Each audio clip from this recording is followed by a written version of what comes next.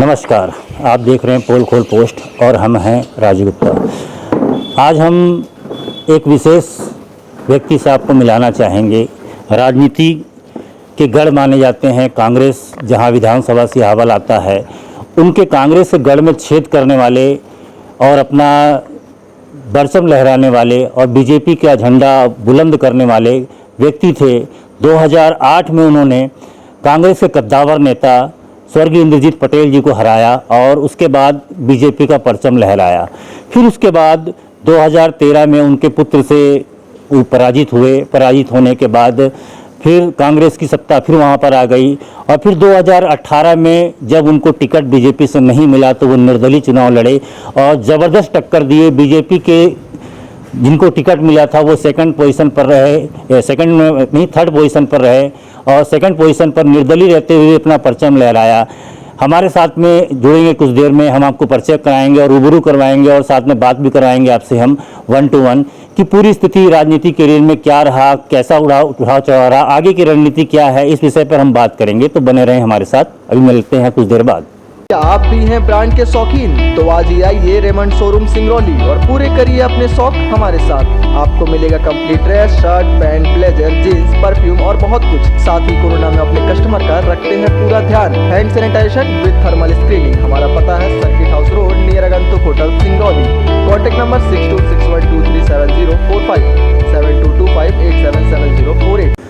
जैसा हमने कहा था कि आपको हम रूबरू करवाएंगे, तो कांग्रेस का गढ़ कहे जाने वाले सिहावल विधानसभा में बीजेपी का झंडा बुलंद करने वाले थे विश्वामित्र पाठक जी, जिन्होंने 2008 पे कांग्रेस के गढ़ में अपना परचम लहराया। बीजेपी के सिंबल के तले चुनाव लड़ा उन्होंने और कांग्रेस की कद्दावर नेता रहे करे उस समय पर स्वर्गीय इंद्रजीत कुमार जी को पराजित किया और उसके बाद बीजेपी का परचम लहराया।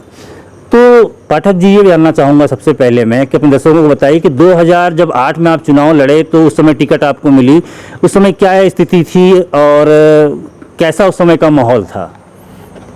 देखिए, विधानसभा क्षेत्र सिहावल, यहाँ जब से देश आज़ाद हुआ तब से कांग्रेस के अलावा किसी पार्टी का परचम नहीं लगाया।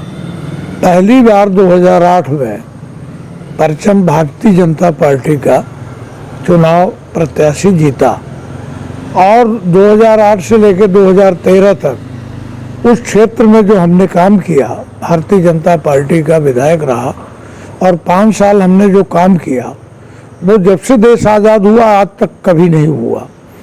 और आज भी हमारे विकास कार्य आम जनता के और लोगों के दिल दिमाग में चर्चित विषय है।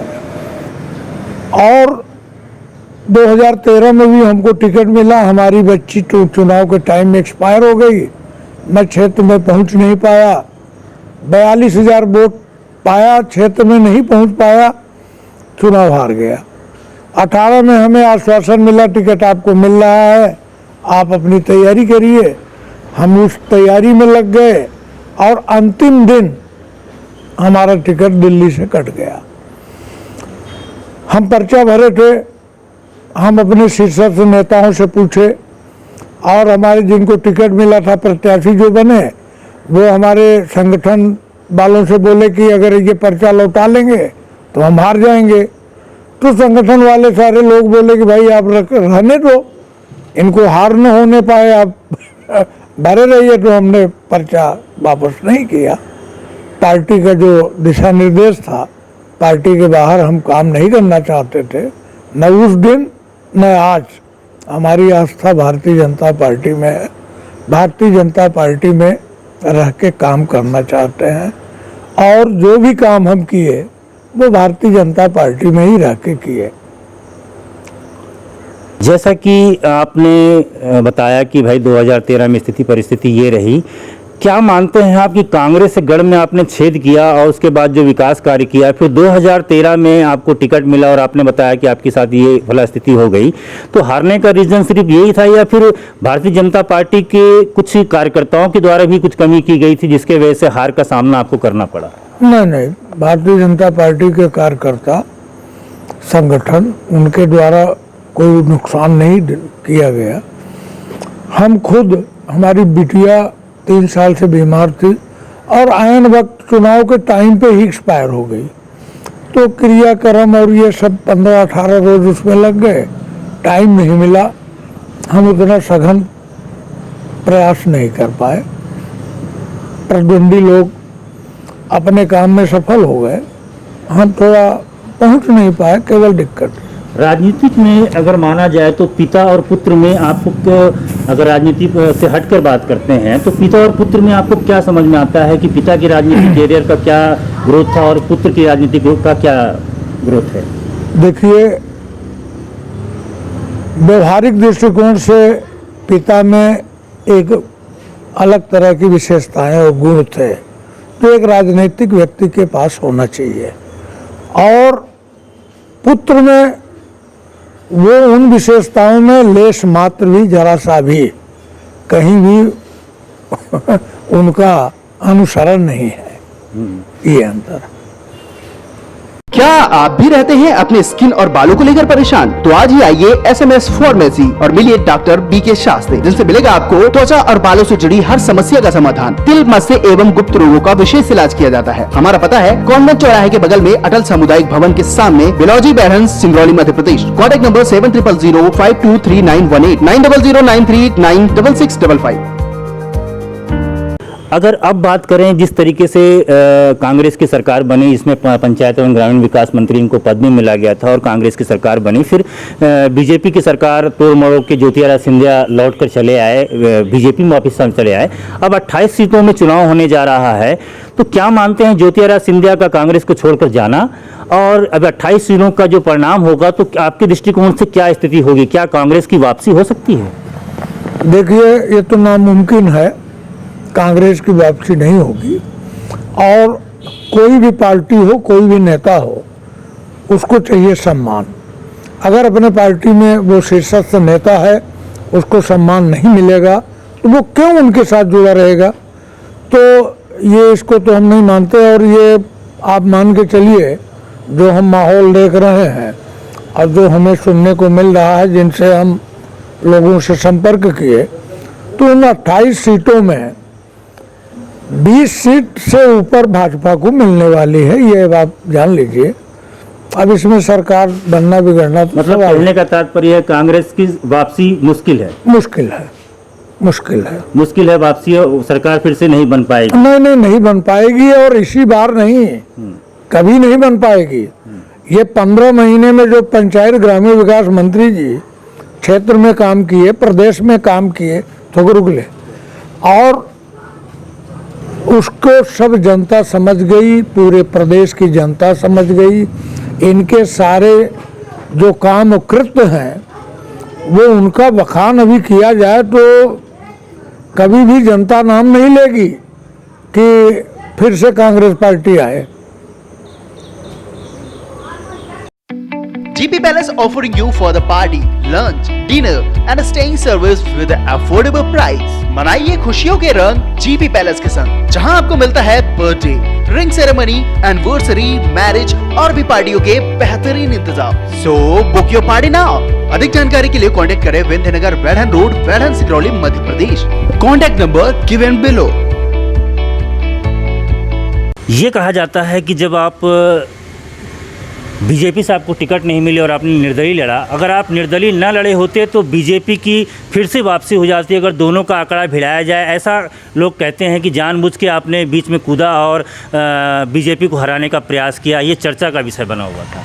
नहीं, ये टोटल गलत बात है। हम तो अपने माननीय तत्कालीन मुख्यमंत्री माननीय शिवराज सिंह जी से भी बात किए कि प्रत्याशी आपका कह रहा है कि पर्चा वापस न करें, तो आप थोड़ा कन्फर्म कर लें। अगर मानी जी आपसे भी ऐसी बात करते हैं तो आपका नुकसान न हो, वो मैं करने के लिए, अपनी कुर्बानी करने के लिए तैयार हूँ, लेकिन पार्टी का नुकसान ना हो, सरकार का नुकसान ना हो। तो संगठन, जिला संगठन, संभागीय संगठन मंत्री, सारे लोग बोले कि पर्चा न वापस करें, पर्चा वापस कर देंगे तो हम हार जाएंगे। तो इसलिए हम पर्चा रखे रहे। हमारा कोई ये उसमें वो नहीं था एम कि हम उसको हराएं। हम तो ये कि हमारा पार्टी जीते, और जैसे भी जीते कोई भी जीते हमारी सरकार बने, माननीय शिवराज सिंह जी मुख्यमंत्री बने, ये हमारी मंशा थी। इसी उद्देश्य से हम पर्चा रखे रहे और हमारा ये कोई अभी दबे मुंह ये बात की जा रही है, अभी तो खुल के ऊपर नहीं आया है कि हमें सूत्रों से ये जानकारी मिल रही है कि आपकी बीजेपी में वापसी हो चुकी है और आप बीजेपी की सदस्यता फिर से ले चुके हैं और दमखम से अब आगे के चुनाव के विधानसभा के लिए उतरेंगे आप और फिर से बीजेपी का परचम लहराएंगे, ऐसी सूचना हमारे सूत्रों से मिल रही है। इस विषय पर क्या कहेंगे आप? देखिए, हम तो भारतीय जनता पार्टी में उस समय भी थे, आज भी हैं और भारतीय जनता पार्टी का हम परचम लहराने के लिए, उसका काम करने के लिए, उसका एक चौकीदार के बतौर हम काम करने को आज भी तैयार हैं। पार्टी जहां हमको मौका देगी, जो अवसर देगी, मैं करूंगा। बीजेपी का सदस्यता आपने ग्रहण कर लिया? अब ये अभी तो हम सब दिन से बीजेपी के आजीवन सदस्य थे, अभी हम बीजेपी के से बाहर है ही नहीं हैं। सस्पेंड हमको उस समय किया गया था, पार्टी का कुछ नियम है, उसकी प्रक्रिया प्रदेश अध्यक्ष जी से हम मिले थे तो बोले थे कि पूरा कर लेंगे। तो ये आपके जो चाहने वाले हैं, तो बीजेपी के चाहने वाले, आपके चाहने वाले, ये कब खुशखबरी आपको मिल पाएगी? और ये कोरोना काल के वजह से इस तरीके का माने नहीं हो पाया, लेकिन ये जानकारी प्राप्त हो रही है कि जैसे ही मतलब अभी होगा तो फिर से जोश खरोश से विश्वामित्र पाठक आएंगे और बीजेपी को फिर से स्टेबल करेंगे और सियावल विधानसभा फिर से खड़े होंगे। वो दिन, वो समय कब आपके कार्यकर्ताओं को देखने मिलेगा? ये हमारा शीर्षस्थ नेतृत्व, प्रदेश नेतृत्व, माननीय मुख्यमंत्री जी, संगठन वाले जब जैसा उचित समझेंगे तो वो आपको भी सुनने को मिलेगा। और हम तो पार्टी के लिए जोश खरोश से मरने मिटने को तैयार हैं। पार्टी का संगठन, पार्टी का परचम लहराए, आगे बढ़े, जनता और क्षेत्र का विकास हो और जनता जनार्दन का काम हो। क्या कांग्रेस के गढ़ को तोड़ने के लिए अब कोई ऐसी पार्टी है या फिर ऐसा कोई रणनीति है कि कांग्रेस के गढ़ को फिर से तोड़ा जा सके? कांग्रेस के गढ़ को तोड़ने का ये तो अब आप लोग, उस क्षेत्र की जिन जनता है वो बताएगी, लेकिन हमारे समझ से तो नहीं लगता। जिस तरह से उनका चुनाव का वो होता है, तैयारी होती है और सारी व्यवस्थाएं हैं। सियावल विधानसभा क्षेत्र से बड़े बड़े धुरंधर लोग चुनाव लड़ चुके हैं, हर पार्टी से लड़ चुके हैं, बड़े कद्दावर नेता लोग लड़ चुके हैं, कभी सफलता नहीं मिली, किसी को नहीं मिली। और इस बार भी अगर हमारा टिकट न कटता तो अच्छे वोटों से वो हारते। भले उनके पिताजी एक्सपायर हो गए या उनकी ये देख रेख नहीं किए, देख रेख के बिना मर गए, ये दुर्भाग्यपूर्ण था हमारे क्षेत्र के लिए।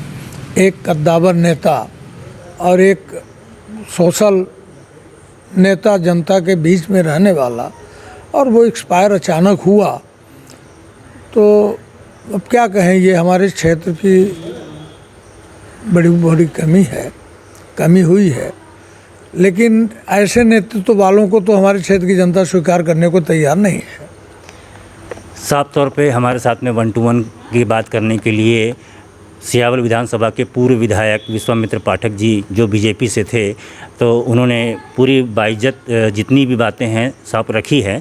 अब देखना दिलचस्प होगा जिस तरीके से बात निकल कर आ रही है कि बीजेपी में पाठक जी की वापसी होगी और ज़ोर शोर से होगी। और क्योंकि पाठक जी हैं जो सियावल विधानसभा में बीजेपी का परचम लहरा सकते हैं, ऐसी जनता कहती है, ऐसे सोचना का विचार है। क्योंकि एक बार उन्होंने 2008 में बीजेपी का परचम लहराया है सियावल विधानसभा में, जो कांग्रेस का गढ़ कहलाता था। अब देखना दिलचस्प होगा कि क्या स्थिति बनती है। और जो 28 सीटों पर चुनाव होने वाली है उस पर भी बाइज्जत उन्होंने बताया कि भाई कांग्रेस की वापसी मुश्किल है। देखना दिलचस्प होगा, आगे देखते हैं स्थिति क्या बने रहेगी। तो मैं जिले से राजू गुप्ता, कैमरामैन राज भौर के साथ। और हाँ, हमारे चैनल को सब्सक्राइब करें, घंटी का बटन दबाना ना भूलें, जिससे नई अपडेट आपको समय समय पर मिल सके।